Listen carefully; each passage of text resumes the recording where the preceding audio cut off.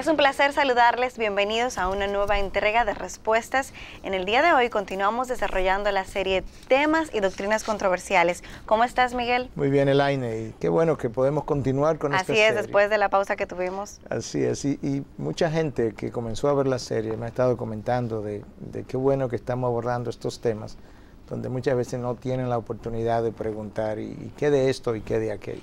Y con relación a esta serie de temas y doctrinas controversiales, ya en las semanas atrás hicimos el programa sobre la armadura de Dios o la armadura del hombre. También recuerdo hablar acerca de guerra espiritual. Y en el día de hoy, Miguel, vamos a hablar acerca del Evangelio de Cristo. ¿Es el Evangelio de Cristo o el Evangelio de la prosperidad? Y es que la realidad es que en los últimos años varias obras han sido publicadas tratando de definir lo que es el Evangelio, y de hecho se han llevado a cabo conferencias cristianas y con el mismo propósito han sido organizadas. ¿A qué se debe que 2000 años después de la muerte de nuestro Señor Jesucristo se haga necesario volver a redefinir todo lo que es el Evangelio? ¿Qué ha pasado? Bueno, lamentablemente estamos viviendo uno de esos momentos históricos que se han repetido a lo largo de 20 siglos de historia de la Iglesia, y eso entonces como que fuerza a la Iglesia de una manera a volver a definir otra vez sus grandes verdades. Hoy estamos en medio del movimiento del Evangelio de la Prosperidad, y entonces esa ola que ha arropado los 5 continentes ha forzado a los líderes de diferentes movimientos a volver a clarificar lo que es y lo que no es el Evangelio. Y yo creo que el texto de la palabra que mejor hace eso es un texto de 1 Corintios 15 que yo quisiera leer, pero antes quiero decir que la causa de que esto esté pasando es que tenemos una generación muy antropocéntrica, muy centrada en el hombre. Y el Evangelio es primariamente algo que tiene que ver con la obra de Dios en la persona de Jesús y no con lo que son los beneficios del hombre. Así que nos hemos ido como despegando. Definitivamente, y lejos la Iglesia ha estado muchas veces de lo que es el verdadero Evangelio. Oye lo que dice el apóstol Pablo para recobrar o para comenzar a hablar de la centralidad de la cruz en 1 Corintios 15 del 1 al 4. Ahora os hago saber, hermanos, el Evangelio que os prediqué, el cual también recibisteis, en el cual también estáis firmes, por el cual también sois salvos, si retenéis la palabra que os prediqué, a no ser que hayáis creído en vano, porque yo os entregué en primer lugar lo mismo que recibí, que Cristo murió por nuestros pecados conforme a las Escrituras, que fue sepultado y que resucitó al tercer día conforme a las Escrituras. Pablo nos está diciendo que en estos 2 eventos que acabamos de mencionar está el contenido completo del Evangelio, lo que este mensaje es, que tiene que ver precisamente con el sacrificio de Cristo en la cruz. Bueno, de hecho comienza desde antes, la vida, la muerte de Jesús en la cruz y su posterior resurrección. Sí, prácticamente los 2 eventos centrales del Evangelio están enunciados en ese texto. Como tú bien has dicho, la cruz de Cristo, obviamente, porque Cristo murió por nuestros pecados, conforme a la Biblia, y la resurrección de Cristo, que resucitó al tercer día, conforme a las Escrituras también. Claro, yo creo que la preocupación por mantener la pureza del Evangelio siempre estuvo en la mente del apóstol Pablo. Nota cómo cuando él escribe esta carta a los Corintios, la que yo acabo de leer, o una porción que acabé de leer, Pablo dice, porque yo os entregué en primer lugar lo mismo que recibí. Y con esto Pablo está tratando de comunicarnos que él no lo ha alterado. Exacto. Esto que Dios le dio es exactamente como él lo ha pasado, él no le ha quitado, no lo ha debilitado. Mira lo que Pablo le escribe a otra iglesia que comenzó a comprometer el Evangelio en la antigüedad, en la época de la iglesia primitiva, que fue la iglesia que estaba en Galacia, la iglesia de los Gálatas. En el capítulo 1 de su carta, versículos 11 y 12, Pablo escribe lo siguiente: pues quiero que sepáis, hermano, que el Evangelio que fue anunciado por mí no es según el hombre, pues ni lo recibí del hombre, ni me fue enseñado, sino que lo recibí por medio de una revelación de Jesucristo. Pablo está diciendo, ningún hombre me enseñó esto, Cristo mismo me lo entregó. Según Él me lo entregó, así mismo yo me he encargado de pasarlo. Y eso es la única manera de nosotros permanecer fiel a la verdad del Evangelio sin corromperlo y sin pecar, porque la corrupción del Evangelio es un gran pecado para el hombre. ¿Cómo podemos nosotros, Miguel, imitar a Pablo y cuidarnos de no alterar el mensaje del Evangelio? Bueno, yo creo que tenemos que ser reflexivos y preguntarnos, aquellos de nosotros que enseñamos la palabra, que predicamos la palabra, si realmente nosotros estamos conscientes a la hora de predicar, que estamos entregando a esa audiencia lo mismo que está escrito en la palabra de Dios. Si no la hemos maquillado, tratando de que sea más atractivo para el hombre. Si no lo hemos debilitado, quitándole quizá algunas palabras que a la audiencia de hoy le suenan fuerte, como arrepentidos. Bueno, eso, tú no puedes tener el evangelio si no te arrepientes.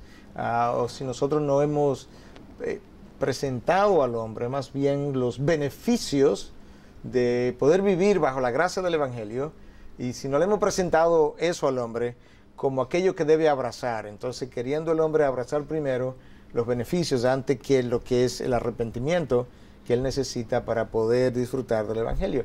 Y yo creo que cada persona que ha testificado, que ha hablado, que ha enseñado, tiene que preguntarse si a la hora de yo hacer eso, si yo estoy consciente de la manera en que yo estoy entregando esta verdad, si eso corresponde a lo que está revelado en la palabra de Dios en cuanto a lo que es el evangelio.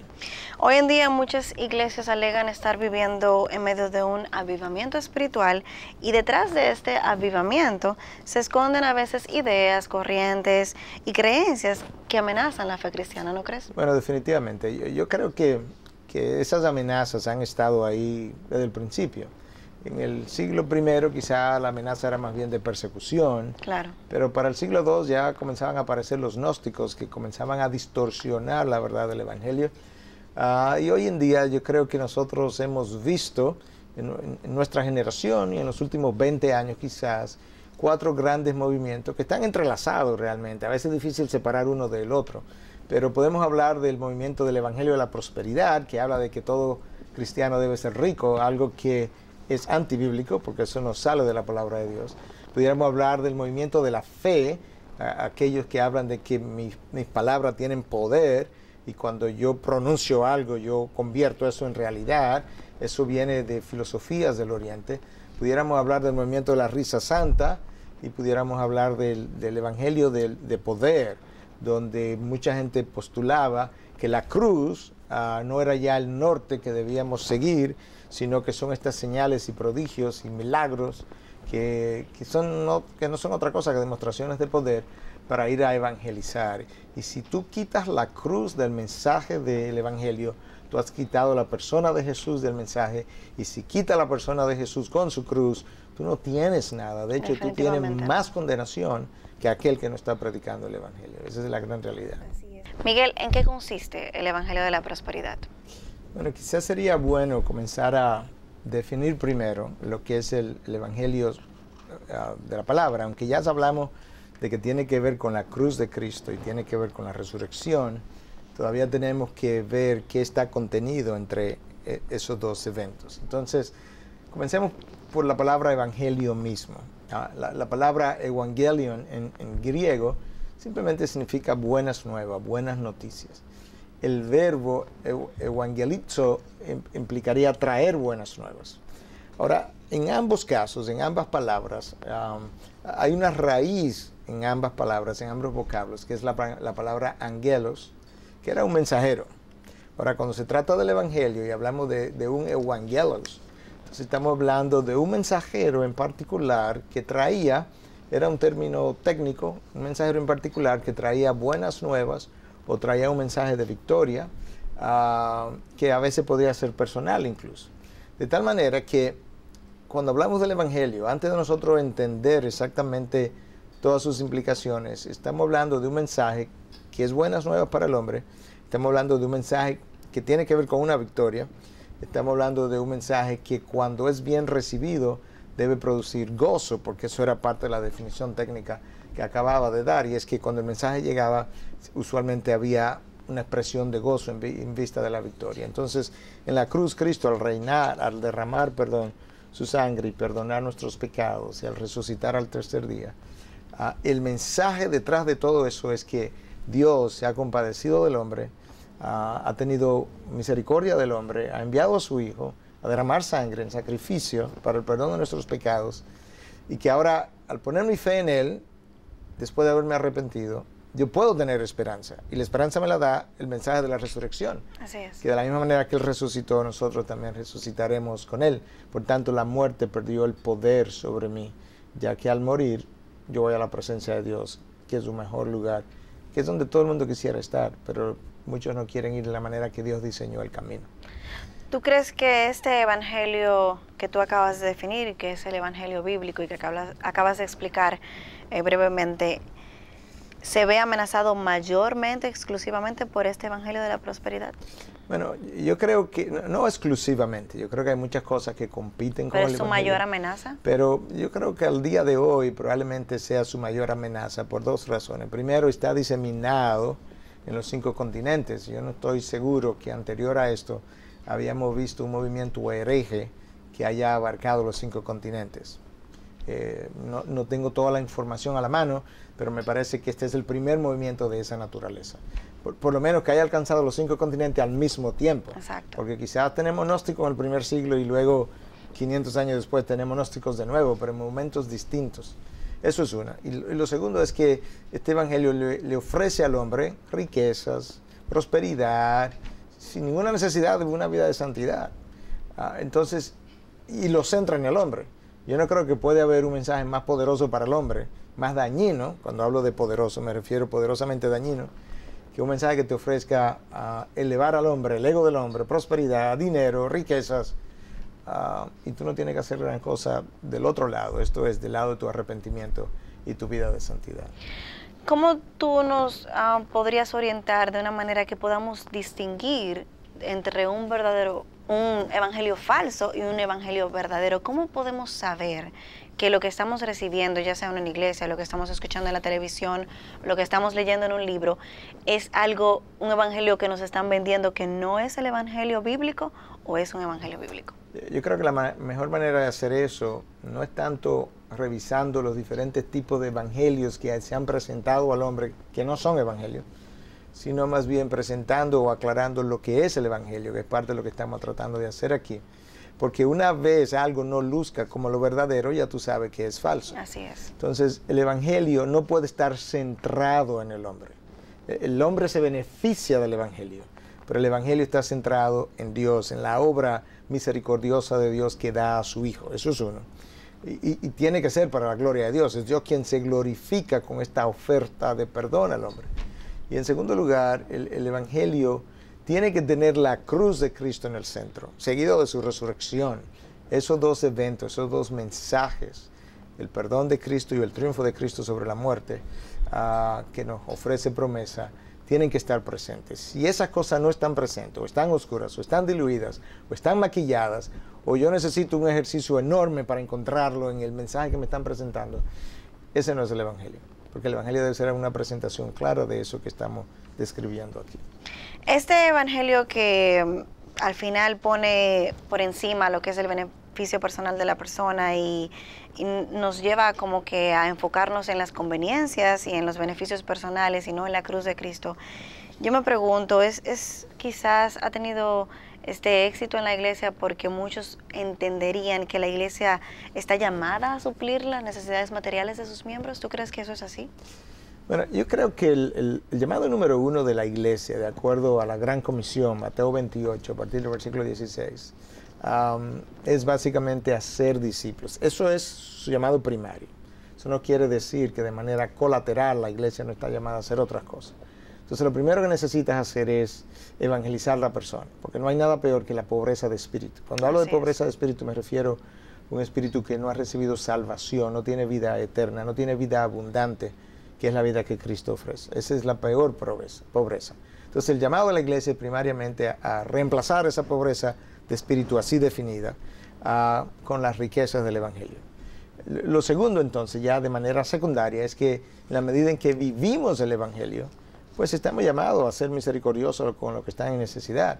Y de ahí que tanto de forma individual como de forma colectiva como iglesia, tenemos la necesidad de, al vivir el evangelio, ayudar a otros de tal manera que otros puedan no solamente escuchar el evangelio, sino ver el Evangelio en acción. Así es, eso es una cosa y de ahí a satisfacer todas las necesidades del hombre dentro de la congregación, ese ya Esa es otra cosa. Otra historia diferente. O en las calles, Así o en el mundo en general.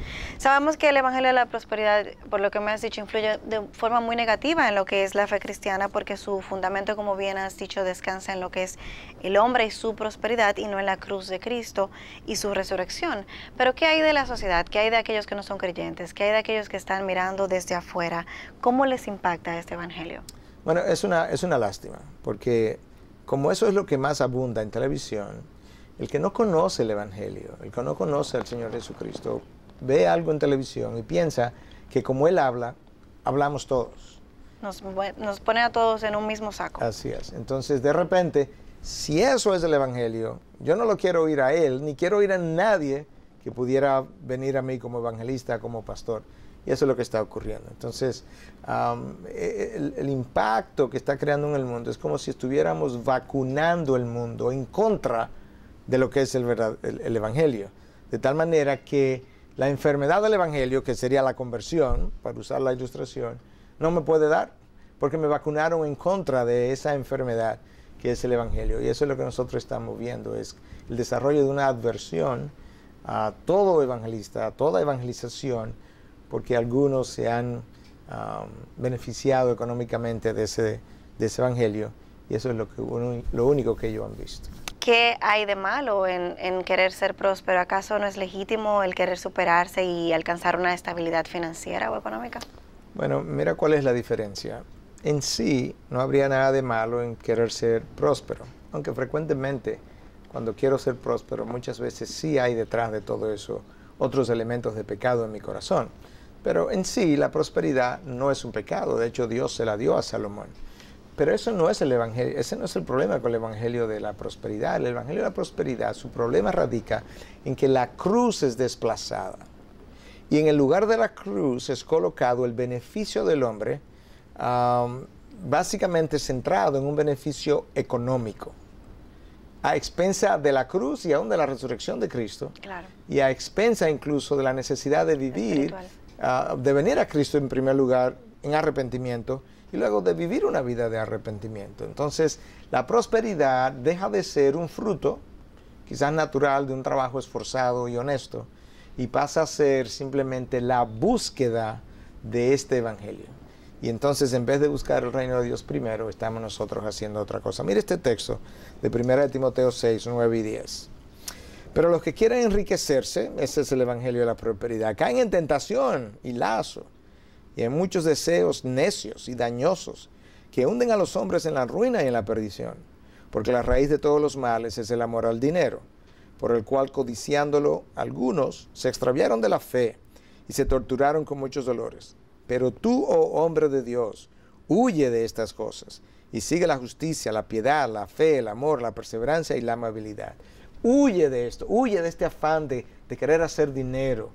Que el dinero, el amor al dinero, no el dinero, el amor al dinero es la raíz de todos los males. Y con ese amor al dinero, esa codicia, muchos se han extraviado de la fe. Y eso es una fotografía de lo que son las vidas de aquellos que siguen el Evangelio de la prosperidad. Algunos podrían preguntarse, ¿es ser cristiano entonces implica ser pobre? No, ser cristiano implica trabajar honestamente, vivir conforme a los patrones de la Biblia, y fruto de tu trabajo honesto delante de Dios, que debe procurar la gloria de Dios cuando trabajas. Entonces, como fruto de eso, Dios podrá bendecirte. Ha habido personas muy pobres, muy bendecidas y muy de Dios. Y el primero de ellos es Cristo, que murió aún sin tener una almohada. Y ha habido algunas personas muy prósperas que han sido bendecidos por Dios. Pero es más fácil manejar la carencia que manejar la prosperidad. Porque en la prosperidad el hombre se enorgullece y se olvida de Dios. En la carencia muchas veces nosotros buscamos de Dios. Mire este texto de Deuteronomio 6, 10 al 13. Y sucederá que cuando el Señor tu Dios te traiga la tierra que juró a tus padres, Abraham, Isaac y Jacob, que te daría, una tierra con grandes y espléndidas ciudades que tú no edificaste, y casas llenas de toda buena cosa que tú no llenaste, y cisternas cavadas que tú no cavaste, viñas y olivos que tú no plantaste, y comas y te sacies, entonces ten cuidado, no sea que te olvides del Señor, que te sacó de la tierra de Egipto, de la casa de servidumbre.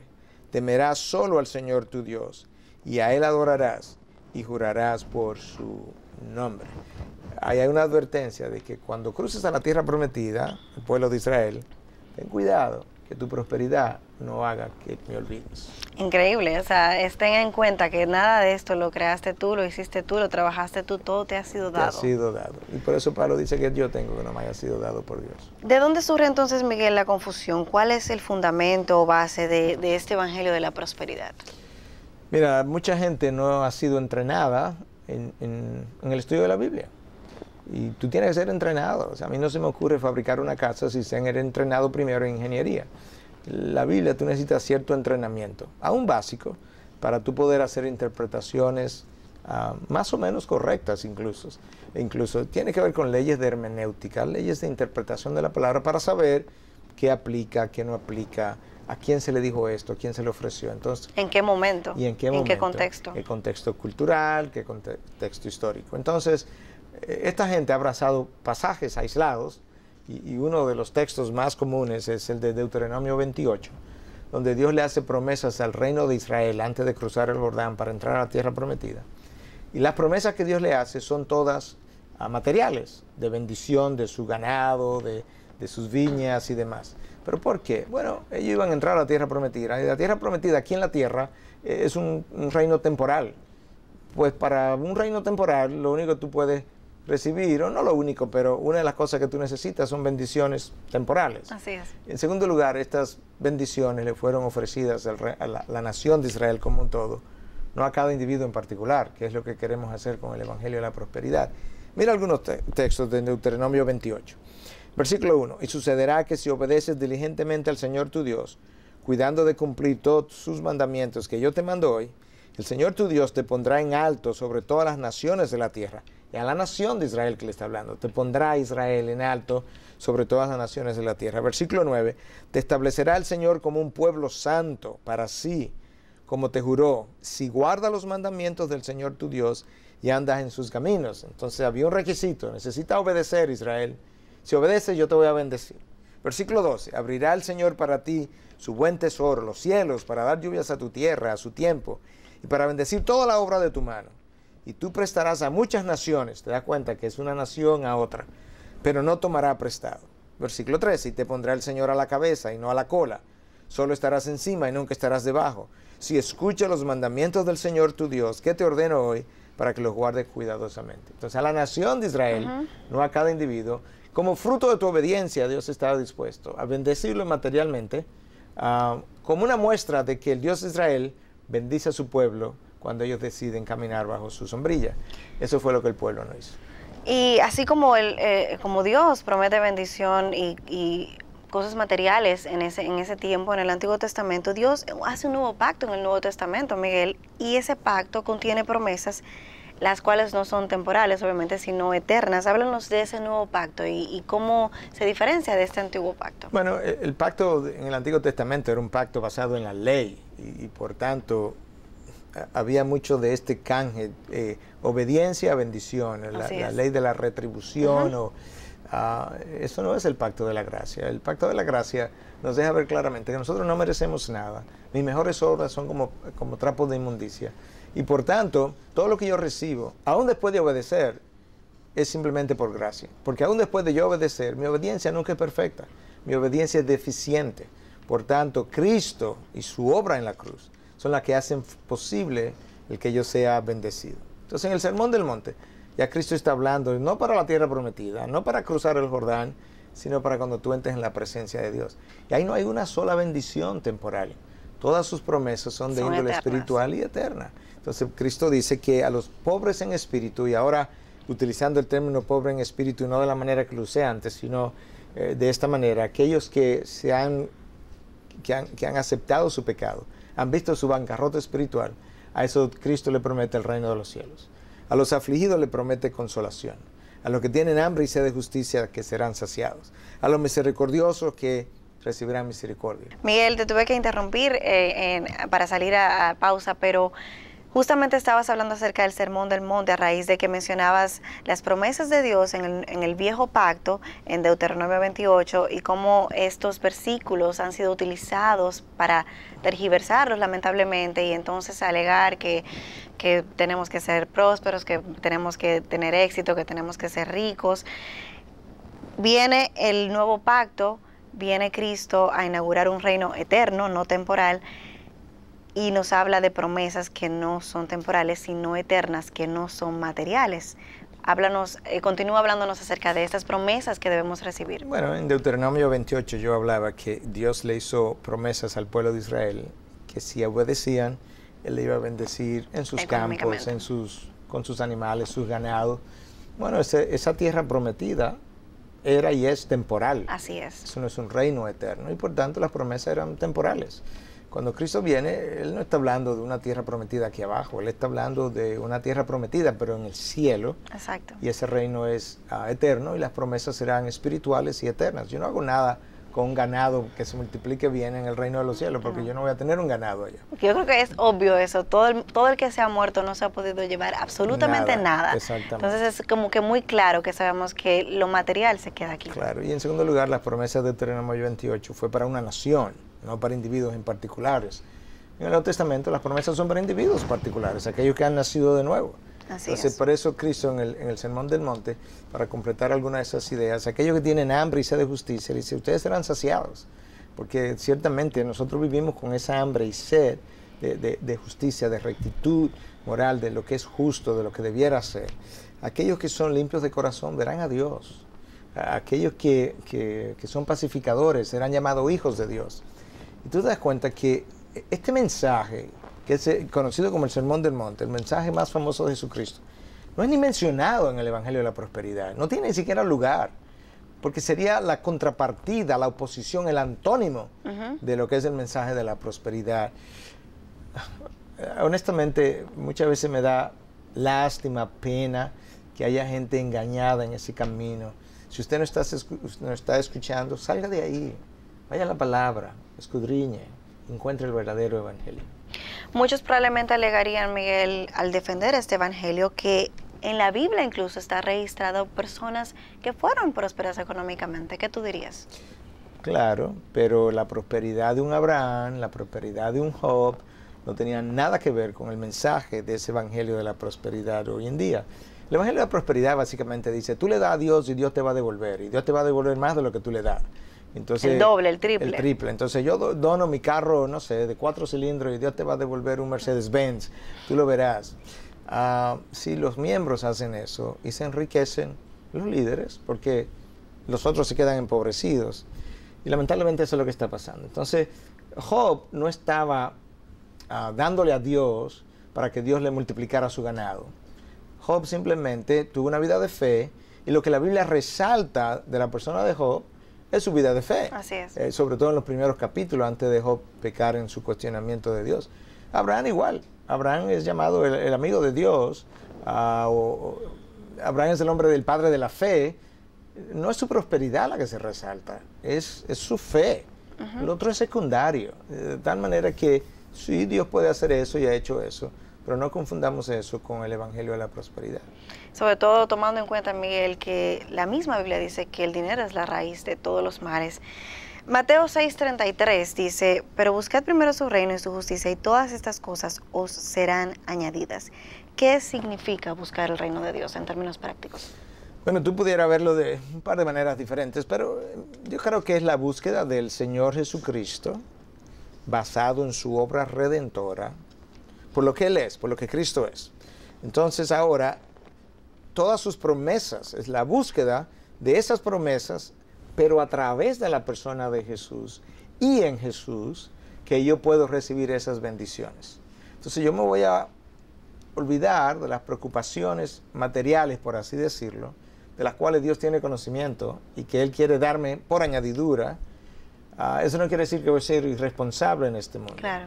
Pero mi búsqueda, mi motivación primera, aquello que me impulsa, no es lo material.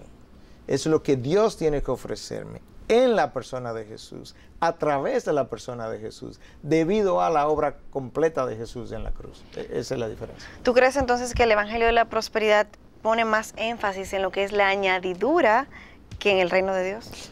Yo creo que pone el énfasis solo en la añadidura, ni siquiera más énfasis en la añadidura. Es la búsqueda de la añadidura, de la bendición, y es peor que eso, porque la búsqueda de esa añadidura, uno pudiera decir, bueno, pudieran ser bendiciones espirituales también de segundo orden. No, es que no hay búsqueda espiritual en el Evangelio de la Prosperidad. Hay una búsqueda material de prosperidad en este mundo, en el aquí y el ahora, y ni siquiera tiene nada que ver con la obra redentora de Jesús. Se menciona a Jesús aquí y allí, pero no tiene nada que ver con el mensaje de la cruz, que raramente es mencionado como debe ser mencionado.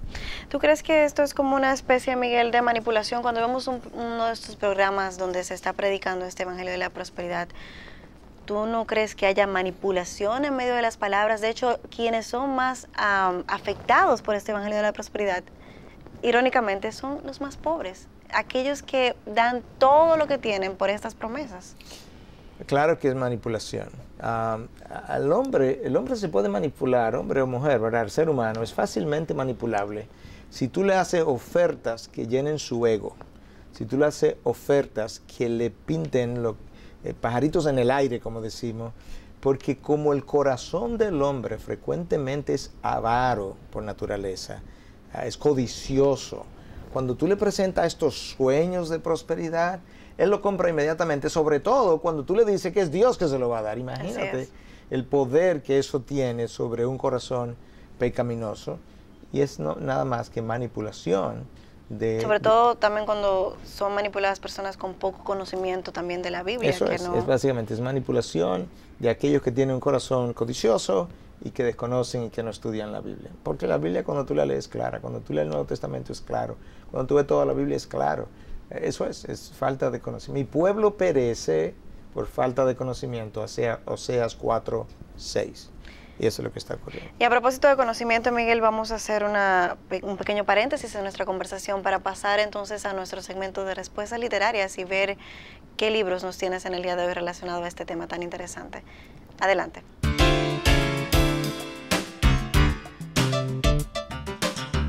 Miguel, cuéntanos, ¿qué nos traes en el día de hoy para recomendarnos? Bueno, el primero de estos dos libros que estamos recomendando es Health, Wealth and Happiness, que en español ha sido traducido como Salud, Riqueza y Felicidad, de David Jones y Russell Woodbridge.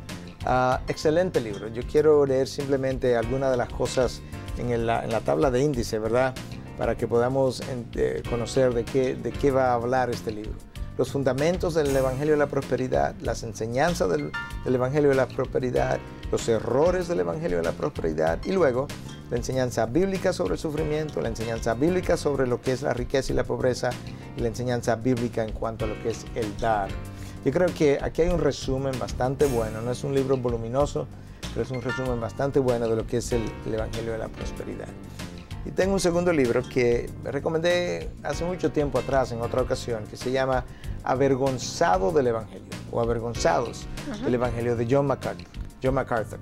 Es un libro muy conocido, ya tiene unos años, pero le está hablando a un grupo de gente dentro del mundo evangélico y fuera del mundo evangélico también, que en vez de predicar el Evangelio de Cristo, están predicando otro evangelio, entre los cuales está el Evangelio de la Prosperidad. Por eso es que se llama Avergonzados del Evangelio. Como que esto de que Cristo murió brutalmente en una cruz y derramó sangre nos parece tan descabellado o tan cruel o grosero para algunos, que muchos prefieren predicar felicidad y riqueza y prosperidad.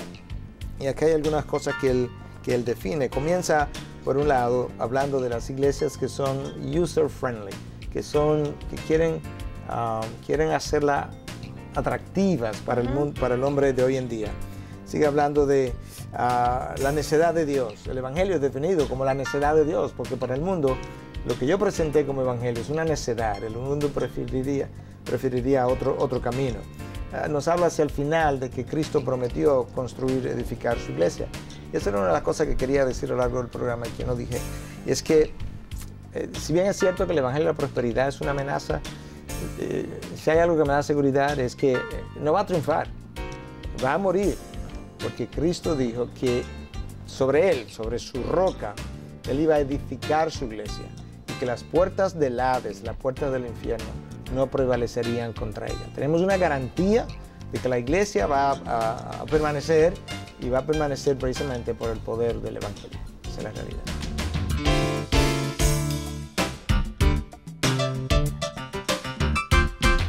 Miguel, hablábamos hace un momento de personas quizás con poco conocimiento o con un corazón codicioso que son presa de estas manipulaciones, de estas personas que predican este evangelio de la prosperidad. Pero esos líderes se basan incluso en la Biblia, en versículos bíblicos. ¿Cómo podría ayudar el conocimiento bíblico a que no seamos engañados al momento de recibir este mensaje? Mira, en otras ocasiones hemos dicho que tú puedes tomar la Biblia, tomar versículos aislados y ponerla a decir lo que tú quieras.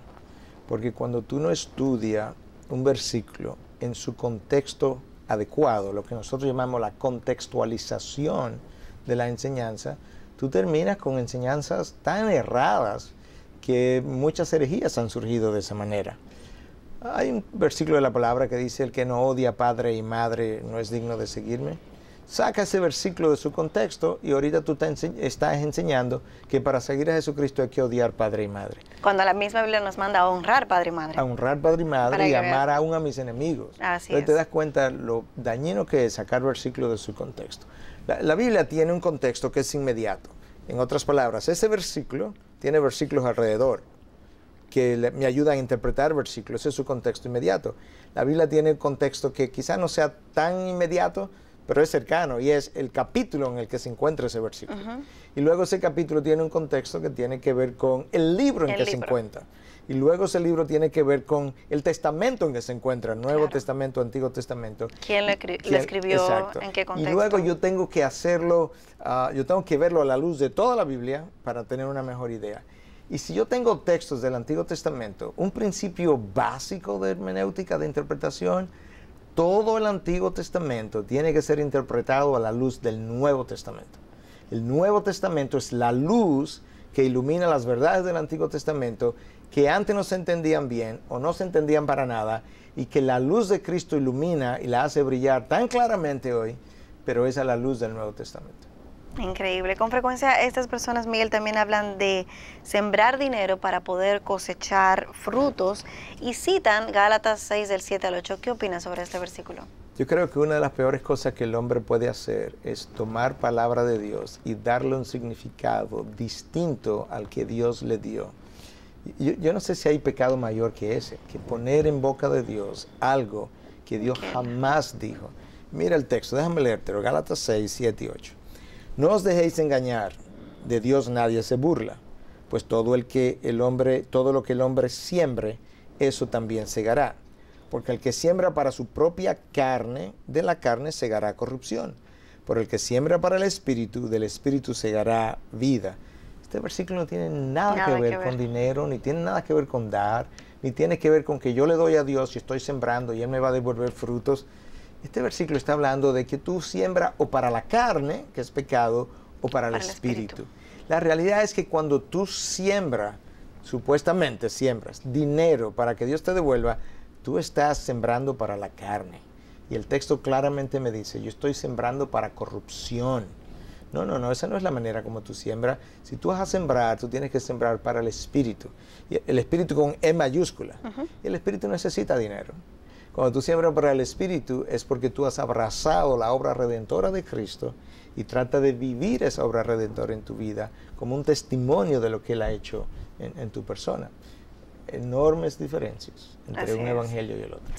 Miguel, te preguntaba hace un momento, la Biblia nos incentiva a darle a Dios. ¿Cuál es la diferencia que existe entre lo que es este llamado a darle a Dios y el evangelio de la prosperidad en sí? La Biblia nos llama a darle a Dios para hacer la obra de Dios, en esencia, porque Dios no necesita nada. Cuando hablamos de darle a Dios, realmente es darle a su reino, para que su reino pueda expandirse en esta tierra. Pero no hay ninguna promesa de parte de Dios de que si tú me das dinero, si tú das dinero para mi reino, yo te voy a devolver en bendiciones, porque Dios no hace ese tipo de contratos. Esos son contratos puramente humanos. El Evangelio de la prosperidad característicamente promete que cuando tú das, Dios te devuelve. ¿Y qué te devuelve? Con creces. No, eso no está en la palabra. Entonces no hay ni siquiera un llamado a la vida de santidad. En otras palabras, tú pudieras dar el 80% de tus ingresos al reino de los cielos, pero si tú no estás viviendo una vida de santidad, ¿cuál sería la razón para Dios bendecirte? Claro. Entonces, obviamente no es que mi obediencia me gana las bendiciones, porque mi obediencia siempre es incompleta. Es la obediencia de Cristo que es contada a mi favor. Pero la desobediencia definitivamente que no me gana bendiciones, me gana consecuencias de parte de Dios. Claro. De manera que ahí está la diferencia. Tú le das al reino de los cielos en agradecimiento por lo que Dios ha hecho por ti. Y en reconocimiento de que tú no tienes nada que no hayas recibido de Dios. Por tanto, tú le estás devolviendo a Dios lo que era suyo en el primer lugar. Y es el reconocimiento de eso lo que te mueve a dar, no esperar más bendición. ¿Tú crees que es la condición espiritual del individuo lo que determinará las bendiciones de Dios para su vida? Yo me alegro que hicieras la pregunta, porque aunque yo creo que he dicho algo de eso, necesita quizás clarificación. No, una vez más, mi obediencia no es meritoria. Exacto. Para que mi obediencia fuese meritoria, tendría que ser perfecta. La obediencia que sí es meritoria es la obediencia de Cristo. Entonces, cuando yo obedezco, Dios se complace en mi obediencia. Pero todavía hay un abismo enorme entre la imperfección de mi obediencia y el estándar perfecto de Dios. Cristo llena ese abismo, por así decirlo. Y es su obediencia en la cruz, durante su vida, lo que hace que el Padre, entonces, permita bendecirme, pero por los méritos de Cristo. Nota que Cristo nos enseñó a orar en su nombre. Cuando pidáis algo, pedidlo en mi nombre. Entonces, de esa misma manera, nosotros como evangélicos frecuentemente al terminar una oración decimos en el nombre de Cristo. ¿Qué significa eso? En los méritos de Cristo, por lo que Cristo alcanzó a mi favor. Entonces Dios va a recompensar mi obediencia, no por mi obediencia, sino al mirarme a través de la obediencia de Cristo. Y entonces, en su complacencia y por pura gracia, porque si mi obediencia no es perfecta, claro, lo que recibo sigue siendo de gracia, entonces Él me bendice. Y eso es algo que nosotros debiéramos tener pendiente. Quizás yéndonos a un tema práctico con relación a este Evangelio de la Prosperidad, ¿puede una iglesia pasar de estar centrada en la palabra de Dios a predicar el Evangelio de la Prosperidad? Claro, yo creo que algunas nacen así desde el principio, buscando eso, y son iglesias herejes entonces, porque el mensaje es hereje, pero hay otras que predicaban la palabra. ¿Pero dónde se produce este desvío? Cuando el predicador o predicadores pierde de vista la cruz de Cristo, su obra redentora, la persona de Jesús, y entonces en lugar tiene en el centro de su visión el hombre y sus beneficios, cuando él hace eso, ese es el origen, en esencia, del Evangelio de la Prosperidad y de cientos de otras malas creencias o creencias falsas que han surgido. Y yo quisiera citar un texto de Apocalipsis que no quería que se nos quedara fuera hoy, para ver cómo Dios mira a una iglesia pobre materialmente, en el libro de Apocalipsis, y cómo Dios mira a una iglesia rica materialmente. Ahora, una vez más, no es que la pobreza implica bendición y la riqueza implica maldición, no. Es que estas dos iglesias fueron juzgadas no por las cosas materiales, sino por su vida en el Espíritu, en el Señor. Apocalipsis 2:9 dice, yo conozco tu tribulación y tu pobreza, pero tú eres rico. Conozco tu tribulación y tu pobreza, pero eres rico. Y conozco la blasfemia de los que se dicen ser judíos y no lo son, sino que son sinagogas de Satanás. Cristo le está hablando a una iglesia que ha reconocido las bendiciones de Dios y ha buscado las bendiciones de Dios en la persona de Cristo. Le dice, materialmente tú eres pobre, espiritualmente tú eres rico. Mira la próxima iglesia, porque dice, soy rico y me he enriquecido, Apocalipsis 3:17, y de nada tengo necesidad, y no sabe que eres un miserable y digno de lástima y pobre, ciego y desnudo. Wow. Entonces la otra iglesia es rica materialmente y Cristo le dice, tú puedes ser rico materialmente, pero lamentablemente eres ciego eres pobre, eres digno de lástima, es más, eres un miserable, tú hasta desnudo estás. ¿Por qué está desnudo? Porque tú no tienes la santidad mía que te cubra como sí tiene esta otra iglesia, de manera que estás desnudo. Tú estás desvestido, o como iglesia está desvestida. De nuevo, no es que una por ser pobre fue bendecida y la otra por ser rica maldecida, no. Es que la que era rica espiritualmente y la que era pobre espiritualmente, aunque tenía riquezas materiales. Increíble. Miguel, la realidad es que este Evangelio de la Prosperidad ha invadido toda Latinoamérica y nosotros recibimos preguntas muy a menudo de diversos países de Latinoamérica haciéndonos las mismas cuestionantes acerca de este Evangelio de la Prosperidad, de iglesias tal y como tú dices, iglesias que empezaron bien predicando un evangelio centrado y luego se fueron desviando, o algunas que simple y llanamente comenzaron así. Vamos a pasar a nuestro segmento de preguntas y a conocer dos interrogantes de esas que recibimos a diario relacionado con este tema. Adelante.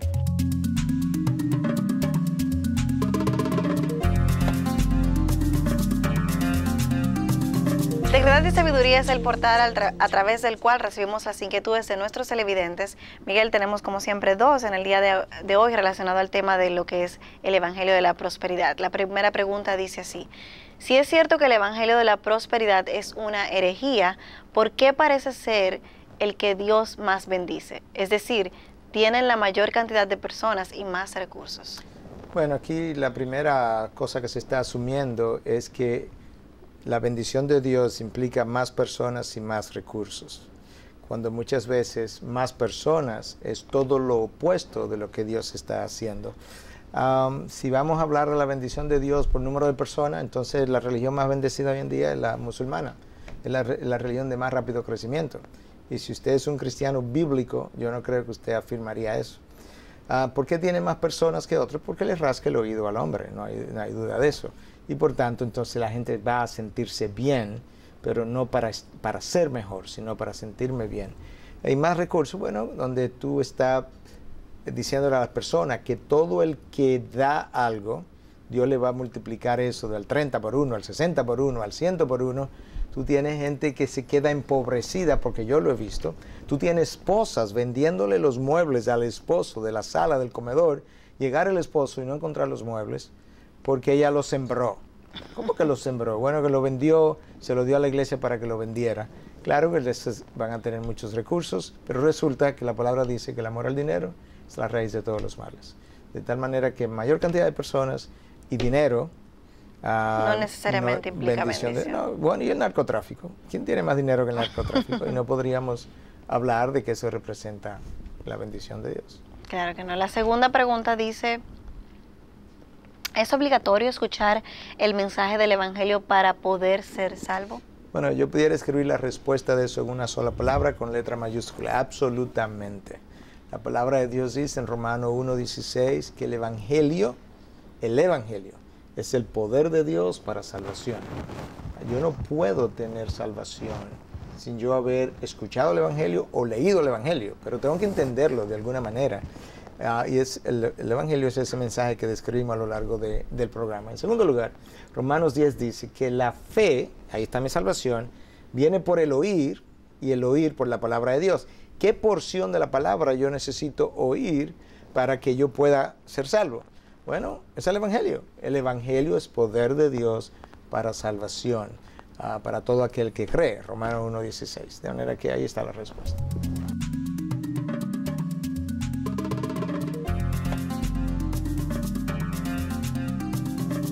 Miguel, llegamos al final de nuestro programa en el día de hoy, un programa más sobre nuestra serie de temas y doctrinas controversiales, el Evangelio de Cristo o de la Prosperidad. ¿Cómo nos despides?